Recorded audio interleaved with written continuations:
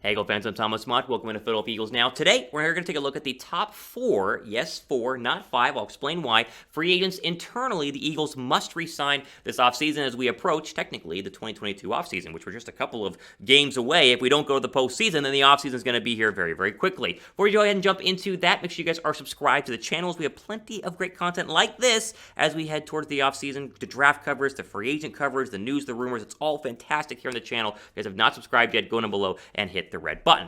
All right, let's jump into just a 10,000-foot view of the current free agent outlook for the Philadelphia Eagles. They only have a couple of free agents, as we'll talk about. They signed a lot of their guys this offseason, and so really it's not that crucial of a free agency period, and there aren't that many big names, as we will see. Now, they have some money in free agency. It's not a lot. It's like kind of 21st, 22nd, as I'll show you here in just a couple of seconds. It's not like they're going to go out and be able to re-sign everybody internally and then get a bunch of big-name free agents as well. I think they spend more money outside of the organization this offseason than inside because they want to go ahead and get some of those key, juicy free agents like a wide receiver that's going to be out there this offseason. Now, the salary cap is rising, which helps Philadelphia out like every other team, and so it's going to go from $182 million to $208 million, and so as we'll see here in just a second, a lot of teams have a lot more money than the Philadelphia Eagles. Let's go ahead and start with just a quick look at the top 5 in terms of teams with cap space. Look at this. Just compare what they have versus what we have. The Dolphins have $75 million. The Chargers this offseason with $75 million. Oh my goodness gracious. The Jaguars have 71.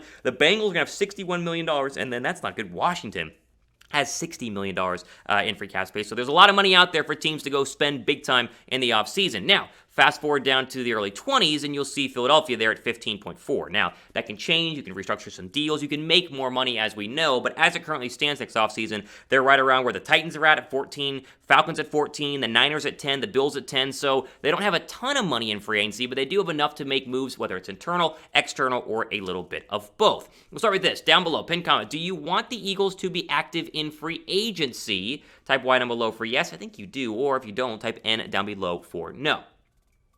Now, the needs in Philadelphia are what we I've talked about a lot over the past couple of weeks here on the channel. We know that they need a pass rusher because Brandon Graham comes back from injury and he's a little bit, aging up there. And Josh Sweat, you re-signed, but still, they need another pass rusher. They need a linebacker. That is absolutely for sure. Cornerback, I think, opposite of Darius Slay is something they need to go ahead and address. Wide receiver, opposite of Devontae Smith, is very, very, very important. I'll throw safety in there as well. I think safety, depending on what they do with some of these free agents, is going to be pivotal for Philadelphia as well. Now, why this video has less players than it would have had originally is because all the keys of free agents this offseason were re-signed. Howie Roseman got ahead of the curve and saved some money by doing so and re-signing guys like Josh Sweat. Love that deal. The Jordan Mailata contract, that was huge for Philadelphia. Dallas Goedert got an extension. Avonte Maddox got an extension. Like, those would have been the top 4 players on this video had they been free agents, and yet they were re-signed. So hats off to Howie and then the front office for getting that done, meaning that the list of 4 you're going to see are a lot lesser players, but still names you guys will obviously understand and know. Now, before we go and start, name a player you want the Eagles to re-sign. As we'll see, we'll go through here, go down below, and give me the one player out of my list of 4, or not on my list of 4, you want the Eagles to go ahead and re-sign. I'll start, no particular order. They've got to re-sign Jason Kelce. And it's not like they don't want to re-sign Jason Kelce or they're thinking about re-signing Jason Kelce. It's up to Jason Kelce if he wants to come back and play another year. He was supposed to retire 2 years ago, and then he went and played this year, and then the year previous. So now is he going to retire in the offseason? I don't know. Here's the deal. Kelce's playing way too well to retire. Like, you just can't, Jason. Like, you literally cannot leave us. It's not like he is looking old or getting to injured all the time or not playing at the top of his level. All those things are not true. He still is the best mobile athletic center in the National Football League, and he's really not getting banged up that much. He's been healthy pretty much the entire year. Knock on wood. They've got to go ahead and re-sign him. They've got to bring him back. Why not? One more year. The Eagles, maybe next year is the year, right? We'll see this offseason. Again, Landon Dickerson was drafted to be his replacement, played guard, played center at Alabama, and Dickerson's been fantastic this year, but I think the Eagles would rather keep Dickerson at left guard as he's played there, moved over to right guard in the absence of Brandon Brooks. And you can think about an offensive line that would have Mailata, obviously either Sam Malo or I just said his name, I'm blanking on the Alabama center, Dickerson, Kelce there, Brooks when healthy, and then Johnson, who's been the best right tackle in the National Football League according to Pro Football Focus. So I really hope he comes back. I don't know if he will. I mean, maybe he will, but I don't know. It's not up to the Eagles. It's up to Kelce, and hopefully Kelce comes back for one final ride. All right, before we even get into number 2 on my list here, we are almost at 22K subs. We've gained a bunch of subscribers the past couple of weeks. Thank you to to all the new subscribers here on the channel. Pat yourself on the back. I appreciate you guys. We're at 21,842 subscribers. Help us get to 21,900 subscribers by going down below and hitting that red subscribe button.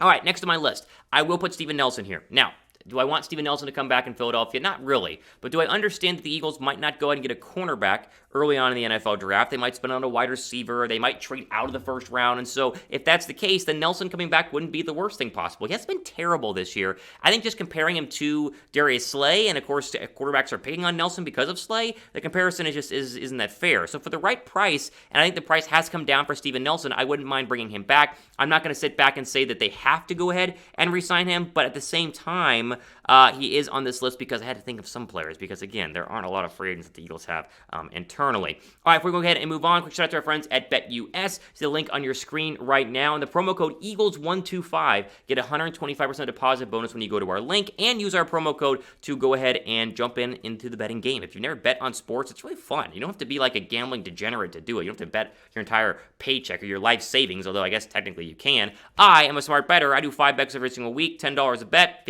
$50, and normally I'm in the green, so I'm making money every single week. It's a lot of fun. Again, the link on the screen right now, promo code is EAGLES125. Get that 125% deposit bonus whenever you first sign up. All right, and the third on our list here is Rodney McLeod, the safety, who is getting no love this year. I mean, not a lot of talk, conversation. We hardly do it here on the channel because he's not really getting beat. He's not really making any big plays. And so he's kind of in this no man's land of being a captain on defense, and yet no one talks about him. I think bringing him back for another year on one of those cheap 1 to 2 year deals would be beneficial to Philadelphia. There's a chance the Eagles go heavy with safety. The Notre Dame one, I'm blanking on his name right now, but the Notre Dame safety in the first round to be the replacement for Rodney McLeod. But I think he still is playing at a high level and is very much a captain of this defense. I don't think Anthony Harris is going to come back. I think he's played much worse than Rodney McLeod, and so I'd get rid of Harris, or not re-sign Harris, and then, of course, re-sign Rodney McLeod.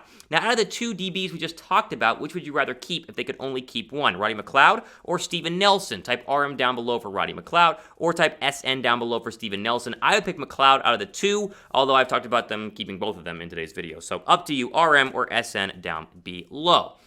All right, final player on my list will be controversial, and I'm not even sure I buy into this yet, but let's talk about Derek Barnett being someone they should re-sign. Now, Barnett has had a ton of issues this year, whether it's, personal fouls or jumping off sides, or he always seems to be a problem on defense. However, if you do look at the numbers, he hasn't been terrible. They're kind of similar to what they were in 2020, where he had 5.5 sacks and 16 quarterback hits and 34 tackles. This year, he's at 37 tackles, 6 TFLs, 2 sacks, and 10 hits. And he's only 13 games in with 4 to play. And so you expect those numbers to go up. Here's what I would do with Barnett. If he wants too much money, gone. Let him walk. I don't want to re-sign him. But if he would re-sign for cheap, then sure, bring him back as a rotational pass rusher, as he's been this year, and just bring in another pass rusher during the draft to go ahead and improve the defensive line. Again, I don't hate Derek Barnett. I think he's better than people give him credit for, and maybe he eventually pops as some, second contract pass rushers do. But if he wants anything more than $7 or $8 million a year, or anything more than $5 or $6 million a year, no, don't re-sign him. So I'm iffy on that one, but he had to make my list because I really needed 4 players, because again, there aren't a lot of internal players Philadelphia is probably going to go ahead and re-sign.